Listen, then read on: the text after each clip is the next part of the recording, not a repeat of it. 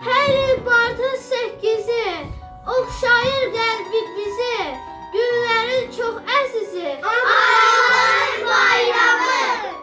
Hər yan şənlik çal çalır, şairlər ilhamıdır, dünyanın bayramıdır. Anaların bayramı. Ana hayat deməkdir, solmayan tər çiçəkdir, yer üzünə bəzəkdir. Anaların bayramı. Ana kainat demək, ana vətən deməkdir. Odur böyüdənmizi, o həmişə gərəkdir. Ana həyat deməkdir, soymayan tər çiçəkdir, yer üzünə bəzəkdir. Anaların bayramı. Sen benim vügarım, yüreğimsin ay ana. Çünkü sen getirmişsen beni güzel cahana. İlk sözüm için müellimin, sen olmuşsun anası. İlk kademi atmışam tutup senin elinden. Anaların bayramıdır bu günler, onundur ətirli çiçekler güller. Sevgi dolu dünya bəxş edə çona, çünkü o anadır, anadır ana. Kadınlar dünyada sülh tərəfdarı, bəşər övladının tək damarları.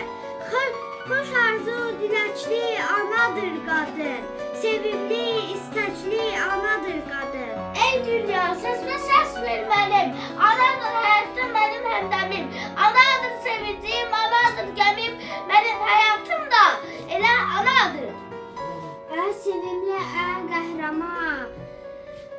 Fədarkar, mehriban, günəş kimi hər vaxt yana insanlardır analar, ilk bahardır analar. Qadın mehriban, qayğı istəyər, hər an qarşınızda sevgi gözləyər, Tanrıda özünə sevgi diləyər.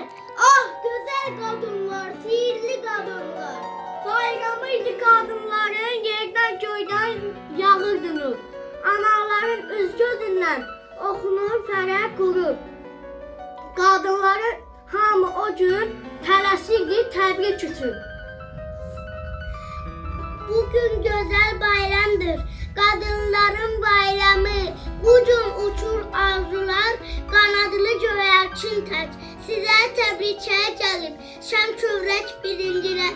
Bayramınız mübarək, əziz müəllimlərimiz.